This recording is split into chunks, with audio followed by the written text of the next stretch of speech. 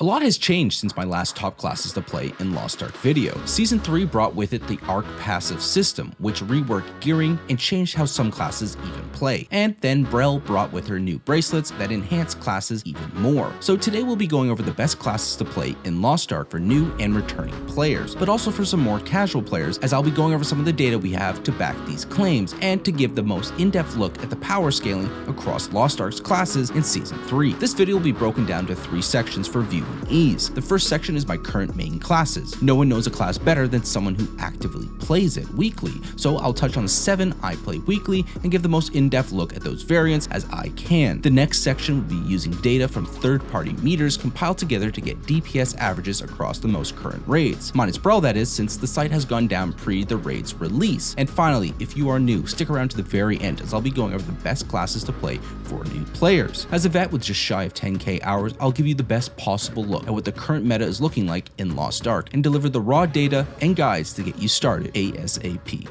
Before we get into this, I want to give a preface. There are classes that are overtuned and undertuned. This has been the way in Lost Ark for ages, and this changes at the flip of a balance patch. But I will say this, if you are good at this game, you will pop off with whatever class you pick. So ultimately, you should pick whatever archetype jumps out to you the most. I have a friend who's amazing at the game who just picks classes based on how bad they are faring in the current meta and then pops off with them. His last pick was a firepower artillerist, which previously was a laughingstock in regards to its counterpart, Barrage. But with event gems, he does typically the most damage in the lobby. The game is really about damage uptimes and utilizing damage windows optimally to get your damage out. So pick what you like. One final note, there's this thing in Lost Ark where everyone says their class is bad compared to others. The only time they concede is if there's an overabundant amount of resources suggesting how busted they actually are. 90% of players will say their class is bad even if it's fine, so keep that in mind when you see overtly negative discourse about any and every class. Additionally, if anything about the Ark passive system is new to you, be sure to check out my brief overview of it linked below. This should help tremendously with understanding certain systems I mentioned in this section. First off, I have around 21 characters in my roster, but I really only play 9, and of that 9, only 7 of them are pushed into endgame raiding, and they'll be the focus of this section. I'll mostly be touching on the variants that I play, as each class has 2 variants, but I will link to resources that detail both.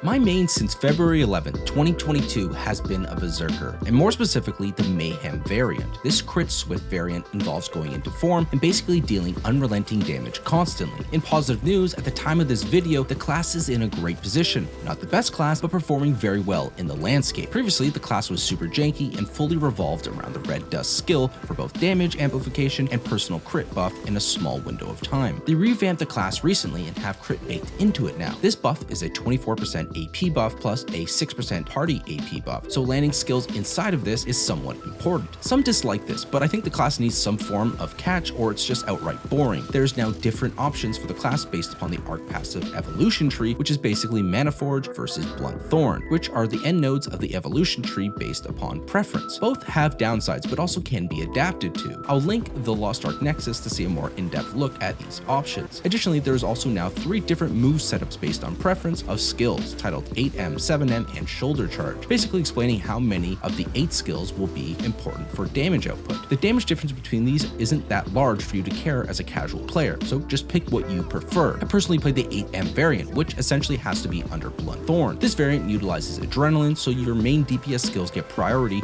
in the red dust AP window, and the others are thrown outside for less damage, but to also keep Adrenaline up. I really enjoy this variant currently, but I still have to bring mana food, but that's not that problematic. From the Enlightenment perspective, the playstyle never changed based upon how much points you have. The only noticeable thing is that when you get above 72 points or have an excess over 80, you can allot a point into the spacebar, which reduces the cooldown but also reduces the distance in which you move. I like this new spacebar, but nothing really changes without it. This may be the most Oonga Boonga class on my personal list, and if it appeals to you, it's in a great spot at the moment. A personal tip of mine is that on your T-skill rotation, prio your T-skill right after the red dust. This technically slows down your next rotation in a perfect scenario by like 1 second, but I found throwing my T-skill in the 4th slot after red dust was inconsistent based upon bosses' patterns, and more reliable to throw it right after the red dust when it's off cooldown to make sure one of my hardest hitting skills lands. My only note is the class has a pretty bad stigma in the game when getting into lobbies, but if this doesn't bother you and this class really appeals to you, check it out.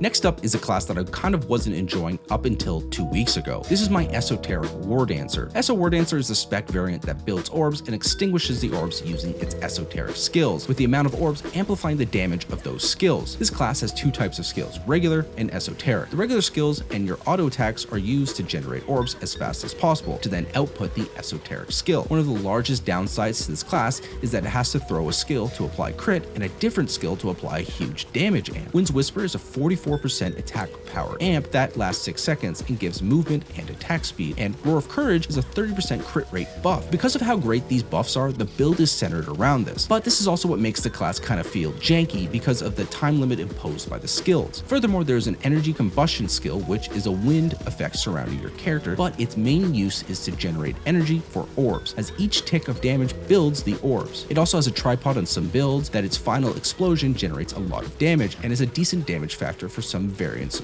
rotation. This class does see a change in each of the 3 stages, Arc Passive, Bracelet, and 1680. At a base level sub 1670, you are using a 4-spender variant, but when you get to 1680, you get access to overconsumption. This requires you to switch to a 3-spender build, as the esoteric skills requires more orbs to function, and 4-spender isn't feasible anymore. Its T skill hits like a truck, but at this stage of the class, it feels horrendous, as the rotation doesn't feel right. And that's because when you get access to bracelets and enough leap points to allot 10 points in stage 2 of the leap tree, the skill now rewards orbs back after use and is less problematic to throw. It took me a week or so to acclimate to this, but I am really enjoying the current playstyle. It is definitely janky still, but definitely better at 1680 with bracelets. Yeah, so Bounce Patch just happened in Korea, and War Dancer's overconsumption node just got reworked, so might be back to 4-spender. We shall see. The skill option is just about which normal skill will you use to build orbs, as everything else is somewhat required to function. The options are Triple Fist or Lightning Kick versus Sweeping Kicks, but Lightning Kick is just the better option as it gives great mobility, whereas Triple Fist is just meh. Sweeping Kick replaces the damage gem on your energy combustion skill. I prefer Lightning Kick at the moment because of its utility, but will eventually try out Sweeping Kick, as I imagine this may solve other annoyances that I have. The class has 2 end node options currently in the evolution tree, Standing Striker or Blunt Thorn. Blue Azure and your T skill both hit like a truck. Additionally, the Dragon's Fury tripod has the first hit do next to no damage, but if it misses the first hit, the large second hit never gets thrown, so beware. I am really enjoying this class where I currently am, but I have to note I am 1680 with a bracelet support to make it be in the format that I find somewhat enjoyable, so keep that in mind, and it may be one of the easiest classes in my roster to get into a lobby, since attack speed plus crit sin is wanted by everyone. I have the Nexus link below, so definitely check it out for more information. One of the classes I'm sad to say isn't clicking with me as hard anymore is my Brawl King Breaker. BK Breaker is the spec variant of the Breaker class. Sub 1680, I would say this class was relatively easy to play. A majority of your skills are used to build meter to get into form, whereas only 2 to 3 skills are used to do all of your damage and then repeat. Some of its clunkiness pre-arc passive dealt with waiting to start building form again, but the giga output of 1 build damage per each of the 2 skills made up for that. Then comes the 1680 change. You are now given a skill that will take you out of form, and this makes the class go from a relaxing and easy class to an uptime sweat. At 1680, having a skill do 1 billion damage for burst isn't as special anymore, so your goal as a BK Breaker now is to do your rotations as fast as possible. This is how you make the class continue to shine, as you don't have anything that slows down the rotation anymore. So if you're a skilled player, this class will shine in your hands. But for me, who zones out every 5 seconds, I'm struggling with it, and I've seen other non-Giga gamers express similar sentiments about the class. When achieving the bracelet, BK's T skill now crits more and also hits around 1 billion at this level. Another note, when in form, using your yellow skills with an auto cancel sees a cooldown implemented across your skills. I've been looking for advice to play this class better and stumbled across Mr. 4K TV's video with Hetsu, so check that out as I think it goes over some great tips for the class. But some noteworthy aspects are that your Neon skill needs full shock to generate optimal gauge, so 3 yellow skills to generate significantly more meter, and that Falling Star does a significant amount of damage in form compared to outside. The class utilizes primarily Standing Striker, so try not to get knocked over. Additionally, its side nodes in the Enlightenment tree add a lot of quality of life to the class. Acuity makes getting into form with full gauge on your shock skills much easier to have a smoother rotation. Additionally, Energy Shield gives your stamina skills in form a paralysis immunity shield. I love this class, and I've loved seeing people hop on it from Asura when they saw the big numbers it could output. I would advise anyone thinking about making it to evaluate if they can put up with constantly doing uptime on bosses, as this skill and ability truly makes it shine. If you you want a better look at the gameplay pre-1680, check out my previous video which goes over its simple playstyle more. Soul Eater is the most popular class in Western Lost Ark. Just taking a look at the Uwu site shows it leads by a significant margin over other DPS in the game, and more shockingly is that it leads over the most popular supports. Now, this comes down to two factors. One, myself and other content creators basically have it on the top of any list for must-try classes, and this goes into factor two because the class aesthetic, animations, and raw damage are at peak levels compared to any other class in the game. Both specs are relatively easy to understand to get a good base damage output, but have a super high ceiling once you learn the min-maxing of timing and damage output thresholds. Before Ark passive, I was a Knight's Edge enjoyer, but I decided to change things up post 1660 and tried spec variant Full Moon, since its Ark passive additions looked more appealing and testing out different specs has never been easier. Sad news though, somehow I do less damage on this variant, which by all measures is definitely the easier to play variant. Full Moon is the spec variant. Its goal is to build your bottom meter as fast as possible, to get into form to unleash 3 to 4 empowered skills, which do great damage. This is definitely the easier to play variation at a higher level. Missing in the building phase really isn't that problematic compared to Knight's Edge. You really just want to make sure you land your skills when in burst form. Pre-1680, doing an even spread of blues and pink skills is ideal to space the cooldowns out to get building as fast as possible, as pinks can't be thrown without crystals which are generated from blue skills. Post 1680, you have a bit of leeway as the cap of crystals is now 4 instead of 3, so it's significantly more relaxing. I found that having 2 points in the Unlimited Magic in Mana Forge build and Master Set instead of 1 point into Zealous is super safe because your cooldowns are super quick and any misses in the building phase are not the biggest issue, but there's definitely a crit problem. Speaking of the Evo tree, this spec goes Mana Forge or Blunt Thorn, and also super big no-no is that I am taking the weak point tripod on Anchor. This is slightly less damage on your strongest skill, but I often find myself missing my Anchor with the longer tripod, so to offset my skill diff curse, I've gone for the lower damage build. This spec's T-skill should only be used in form, and hits like a truck when it lands. Soul Eater is the most popular class for a reason. It pumps, but keep in mind, because it is so popular, you're competing with 5 others when you apply to lobbies, and a lot of folks have kitted theirs out very big to maximize on those big burst windows. Regardless, check it out as it's performing great still. I will have the Nexus link below for more in-depth details on the class. Female Zerk, aka my Predator Slayer, still feels as great as she did in the summer. Not much has changed since then. She's the only true positional character in my main roster, but also because of the loss of entropy and a more relaxed version of it introduced via the evolution tree, I'm having a great time. She still is the Swiss Army knife of the game, as she can output great damage, provides great stagger and weak point, and has some of the best mobility in the game. Although she is meant to hit from the back, her big hitters can hit from a distance, so you don't have to be super close. It has 2 optional T-skills. One dashes forward, adding even more mobility to the class, but the one I opt for is the charging one, as it feels good and similarly can throw super far away and still hit the back. As well, with the bracelet it loses 1 stage of charging and hits for 1 billion plus at my current stage of the game. A negative of the class is still how annoying the identity is. You need to constantly be hitting the boss, whether it be autos or skills. Every hit replenishes the falling energy. The more time in form, the faster it falls, but the more stacks built up via the time spent in form has a reduced exhaustion time, which is a period in time where you cannot go back into form. So having a smaller exhaustion block is ideal, which means constant uptime is the name of the game for Predator Slayer. Like I said, this can be annoying with transitioning bosses, as time with unhittable bosses essentially forces you into the exhaustion state. But it was introduced that Slayer can now exit form whenever, which means if you're heading into a DR state, you can time the exit so that when the attack window is back, you will be ready in form. A super frustrating part of this is that this is gated behind the 1680 enlightenment threshold as of now, so keep this in mind. The class uses both a Blunt Thorn build or Mana Forge, and I believe there's a super off-meta Supersonic build. I prefer the Mana Forge build, but I do have to eat mana food a lot of the time, but have changed some of my nodes, have slightly less damage but more mana, so it isn't so bothersome. Additionally, going into a fight, you need to build meter once. To counteract this, a lot of folks will take the Execute Awakening and alt at the start of the fight, fully building meter. Issue is, the other Awakening is one of the best looking alts in the game, so I refuse and just stimmy before the fight and use the satisfying one. I haven't heard too much love for this class, but I'm very much loving it at the moment. I don't know if I would recommend it for a new player though, because having high uptime and a back attack requires a better understanding of the game, which a new player just can't have at that point. But if you are the chosen one, try it out. Guys, Deathstrike got a huge quality of life update in later stages of Tier 4, lost its push immunity on one skill, but gained a Giga Z. So what did I do? I stayed on my Z DPS loyal companion. This class 100% got better, but in the grand scheme of powerhouses in the game, it still falls short by a long shot. LC is a spec variant of Sharpshooter where you have a pet hawk that does a substantial portion of your DPS via its auto attacks and an attack prompt on your Z key. It is a super casual class. You will keep up in DPS to the lowest people in the lobby with next to no effort. To do better than adequate damage, you need to sweat a bit though. At 1680, you get a buff on your Silverhawk skill that with perfect uptime will only be down for less than 1 second with bad cooldown gem. The class has a crazy T skill that when used essentially is a flashbang since you can't see anything else while it's up. The bracelet allows the ability to actually crit with it and it becomes Giga. So when you eventually miss it or get thrown midway through dropping it, it's a huge loss of DPS, especially since its cooldown is 1 minute. The class plays Blunt Thorn, so accommodating uptime on Master and Adren is required. I enjoy the class, it just ultimately sucks in reclear content compared to those dropping nukes. Check out the Nexus for more details on it.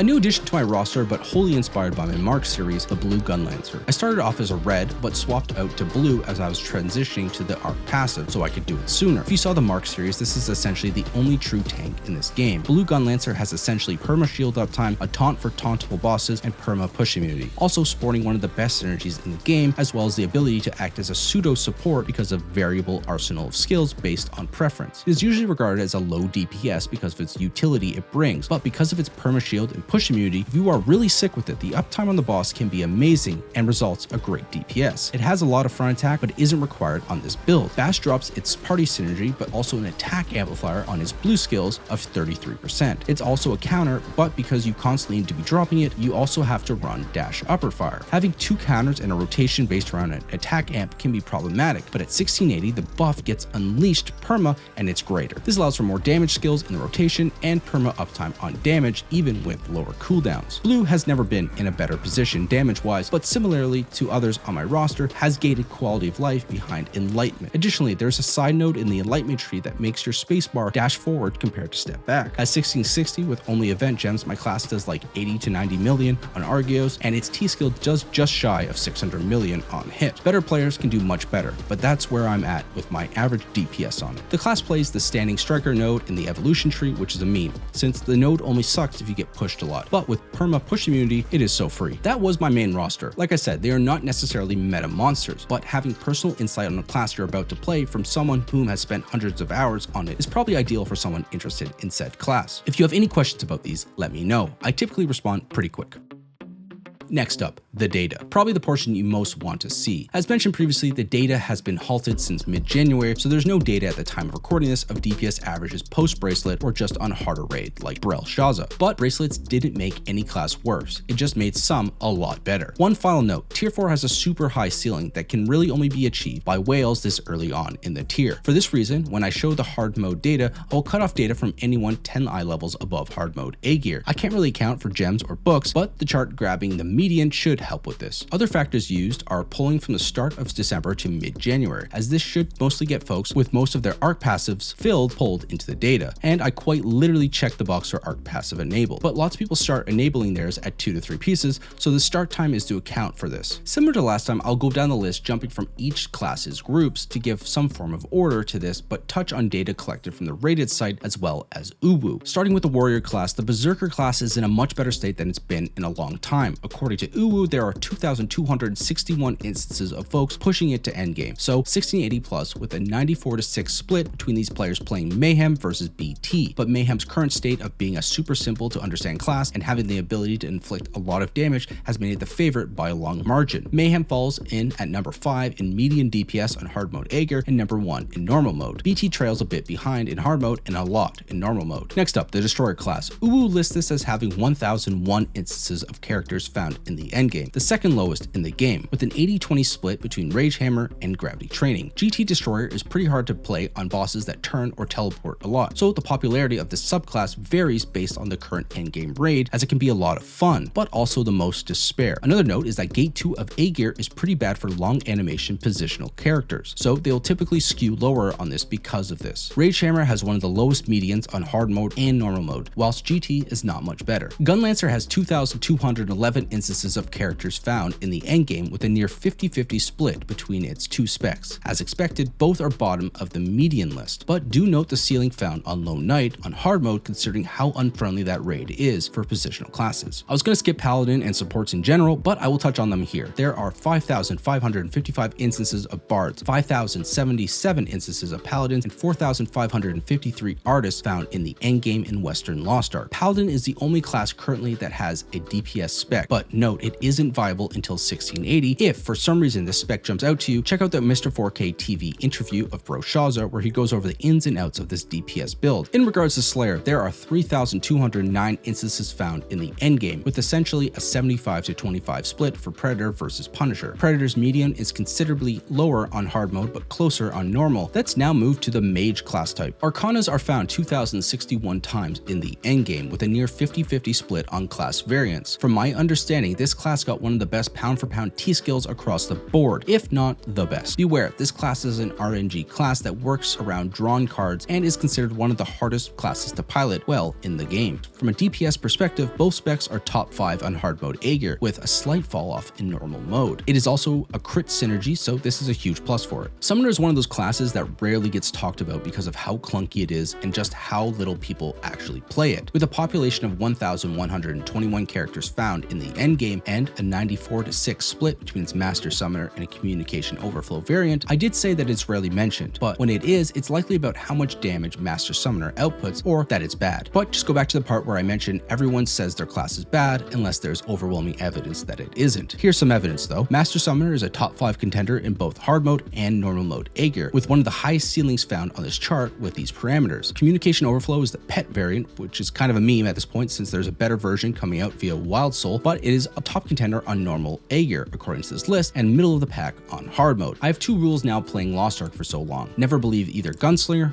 or Sork players when they complain about their classes. From anecdotal evidence, since the beginning, these classes have always been good at what they're meant to do. Sork has a population of 4,144 players found in the endgame, with a 75-25 split between its Igniter and Reflux spec. Igniter Sork and Reflux are somewhat neck and neck in both lists, ranging on the higher side of each list. If this realistically is a mid A tier class right now, you can expect it to be buffed to the moon shortly. Let's move to the fighter class type now. Starting with my current favorite, War Dancer. There are 2,873 characters of this class type found in the endgame, with a 25-75 split between its first intention and esoteric spec. The ESO variant is found in the higher middle of both hard mode and normal runs, and the first intention is found in a relatively similar area. Note this class sees considerable quality of life with its bracelet update, so I would imagine it ranks higher on an updated list. This class comes packed with a crit and movement speed synergy, making it a hot commodity in Party Finder. Usually forgotten because of its male spec, Scrapper is the forgotten child of the game, but it was considered very strong 1 year ago. Scrapper has 1,602 characters found in the endgame and an 85-15 split between its TIE and Shock variant. In regards to DPS, TIE and Shock are kind of both found in the middle, with Shock performing better on average. My guess is that anyone who stayed with Shock is fully locked in and are harnessing mystical forces at this point to pump with its burst. This is another one of those classes that doesn't get talked about that much, Soul Fist. With 1,621 characters found in the endgame and a near 50-50 split of its class specs, this is one of those classes that if you put in the right hands can do ungodly damage. The issue is it can feel slightly lackluster in the wrong hands. Robust Spirit is number 1 on the median DPS list for hard mode and is barely recognizable near the bottom on normal mode, with a similar spread on energy overflow on both tiers of difficulty. The top players of this class are typically always in the top 6 specs in the game throughout my lifetime, just beware of its downsides. Glavier sees one of the biggest damage upgrades from its bracelet leap points in the game, if not the biggest. This directly affects the crit and damage of its T skill that goes from never critting to dropping a damn nuke every cooldown. The class has 1,363 characters found in the endgame and a 75-25 split between its pinnacle and control spec. Both are found middle of the pack on Aegir, but once again, note, with an update for bracelets, this class probably shoots up in the rankings, at least on the pinnacle side. Potentially the most sad individuals in the game, Striker. This class is similar in clunkiness to War Dancer. This makes sense since they are gender unlocks of the same base, but Striker is forced into positional gameplay. Striker though sees a huge quality of life at 1680, so much so that its T skill that hits like a truck completely screws the character until the player gets to this eye level. This class has the most potential to see a buff come reset. In regards to player base, there are 1,165 strikers who made it to 1680 without dropping the class, and a 60-40 split between Deathblow and Esoteric Flurry. From a DPS perspective, the class has some of the lowest parses in the region. I believe this class has a high damage potential. The issue is its it's too clunky and slow to actualize its potential as an average player, and this is currently why it's in this state of despair.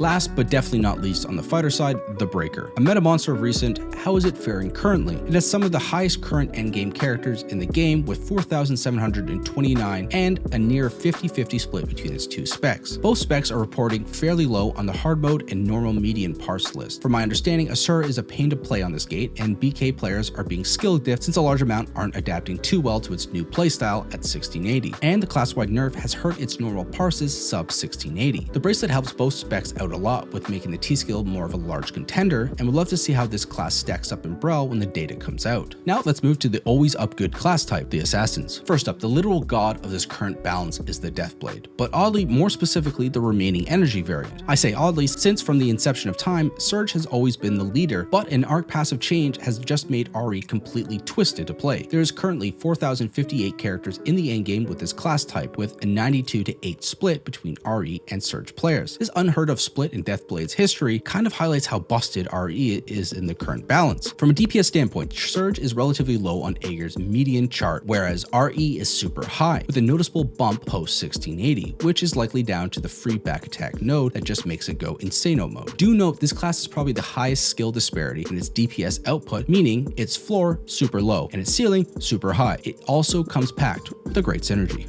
Shadowhunter remains one of the biggest hidden gems in the game. DI Shadowhunter is arguably the easiest class to play in the game, and its other spec, Perfect Suppression, provides a high DPS other identity to opt in with if you don't want to fully play the piano. There are currently 1,883 Shadowhunters in the endgame, with an 85-15 split between its Demonic Impulse and Perfect Suppression identities. DI Shadowhunter saw one of the biggest upgrades in Tier 4 as it wasn't being balanced around not needing more than 2 gems anymore, and at 1680 it sees a huge identity skill added to its arsenal. For the Aegir chart, DI ranks around the middle and Perfect Suppression is number 2 on the list for hard mode and a relatively similar position for normal. Both specs perform very well, with DI being the easiest to play in the game and Perfect Suppression just being a sleeper kit at the moment. Next up, a class I really don't know too much about, the Reaper. The class has 1,683 characters found in the endgame, with a 25-75 split between its specs, Lunar versus Hunger. Hunger is on the lower side of hard mode, while Lunar is the middle of the pack, with both being middle of the pack in normal mode. From my understanding, this class is a little harder to play and potentially didn't see great love in T4. The last of the Assassins is the most popular class in the game,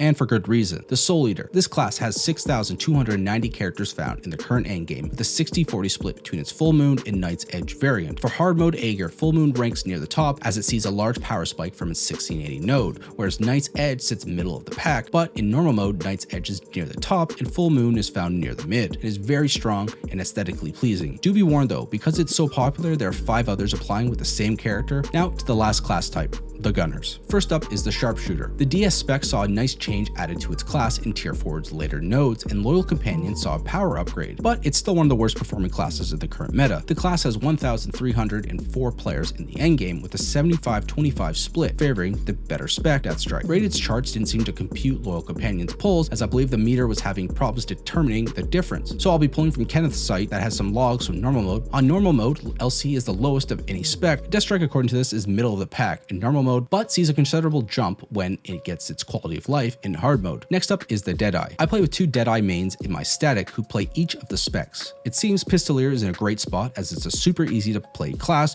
with its great new ability at 1680, and the recent rework of Enhanced Weapon has my friend doing crazy numbers in our runs. Deadeye has 1,406 characters in the endgame and a 55-45 split between Pistolier and Enhanced Weapon. Enhanced Weapon is considered one of the harder specs to play, so don't get too baited by the potential bustedness of this class. On the inverse, Pistolier is one of the easiest classes to play. Enhanced Weapon is top 5 DPS on hard mode Aegir and number 2 on normal, while Pistolier is lower mid on hard mode and low on normal. Artillerist is next, and it has 1,523 characters found in the endgame, with almost a 90-10 split, favoring the spec Barrage build. But Firepower isn't to scoff at, as my friend cranks on it with its new identity skill. Both specs fare considerably well, but definitely see a boost in hard mode content nearing the top median parses. Now, the most unpopular class in the the game. Scouter, or better known in the West, Machinist. This class has 537 players found in the endgame, and the class has a near perfect split between its AT and Legacy specs. This class always feels like it's left out, with some patches in the West being almost unplayable due to missing skills. But I will say that I've heard reports that this class is faring well in the meta currently. AT and Legacy are middle of the pack for both difficulties. The last of the gunners is the Gunslinger, one of the most Coomer classes in the game, that is purely about DPS uptime and not burst. It falls off in reclear content, but have heard a lot of quality of life was received in its Ark passive. It has a pretty healthy population found in the game, with 2,628 characters found in the endgame and a 90-10 split between Peacemaker and Time to Hunt. Peacemaker is near the top in parses of hard mode, and Time to Hunt is near the bottom, with Time to Hunt in a similar position to normal, but Peacemaker falling off considerably pre-1680. Gunslinger players who have stuck with the class are typically all very good at the game, but they also die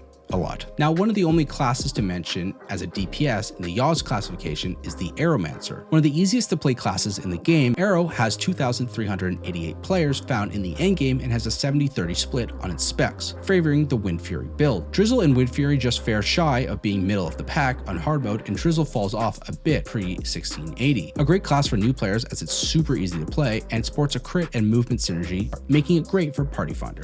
We don't have the data for this, but I will mention it. Wild Soul is releasing in the West after this video's release. It is a druid class with options to use animals or become an animal depending on the spec. From all reports, pre-arrival in the West and potential nerf, both specs are considered broken, with the crit one low-key broken, as creator Saint Tone has found a supposed error in one of the class's moves that allows it to hit multiple times at a certain swiftness threshold. So I'll link both his and Memo's videos for viewing pleasure. Like I said, these are all pre-barrel. I've set the parameters to start feeding from the logs at the start of December, giving 6 weeks to achieve full Ark passive. This isn't a perfect system, but I think it gives a pretty good baseline. The only thing I can't factor out are shared gems or bought books, but median DPS should even this out.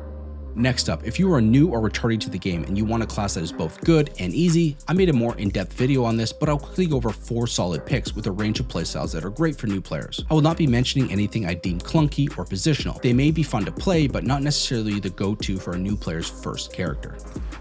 First off, this should be obvious for anyone who has been around this channel for a bit. The Blue Gun Lancer is by far the easiest class to play for a new player, so much so that it's actually a negative. If you've seen the Mark solo raid series on this channel, Mark can go into raids blind with my voice in his ear and clear mechs relatively easy. Not because he's good at the game, the contrary, he is very bad. But the class is super tanky and has shields, making it a walking monster. All you need to do is throw your highest damage skill after your bash, then bash again, and finish off the rest of your skills, all whilst holding your shield up, providing safety and push immunity. Gunlancer comes with a great positional synergy and has the option of a party cleanse and a party shield as well. Just keep in mind, with your personal shield and skills that give you damage reduction, you can tank a lot. Use that paired with your push immunity to stay on the boss and keep attacking. A blue Gunlancer whom can do good damage is highly desired.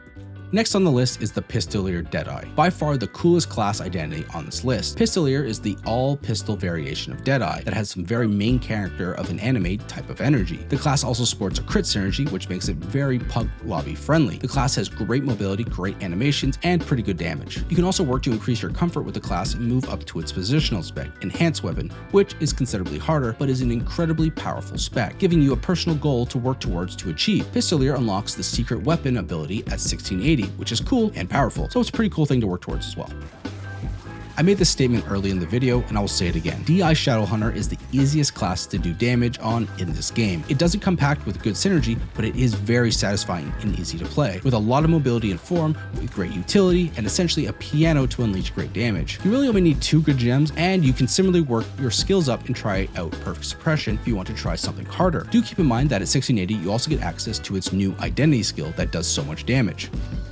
I have listed the easiest class to hop in and eat every mech, the coolest easy class to play in the game, and by far the easiest class to pop off with in the game. It would only be right for me to mention a support, as they are key fixtures in this game. Out of all the supports, the Paladin is by far the easiest, and it's not even close. Its attack buffs are given out at a large radius, you get passive healing from your on-demand shield skill, and have an identity that both heals and boosts damage at the same time. Not to mention, getting near perfect buff uptime is super relaxed on this class. Supports are the most necessary class to function in the game, meaning they are are always wanted, so you skip most gatekeeping you would have to deal with, and according to the UWU site, there's a support shortage for every raid above 1640. Also, female pally is on the way in the future, set for a summer release. With it comes gender unlocks. Basically, every gender unlock in the game has seen a revamp to the older variation of skills, so you can expect a visual rework in a few months. The support can make any fight easy or hard based on skill, so do check out my supporting for dummies and Lost Ark video. It's quick and goes over the basics.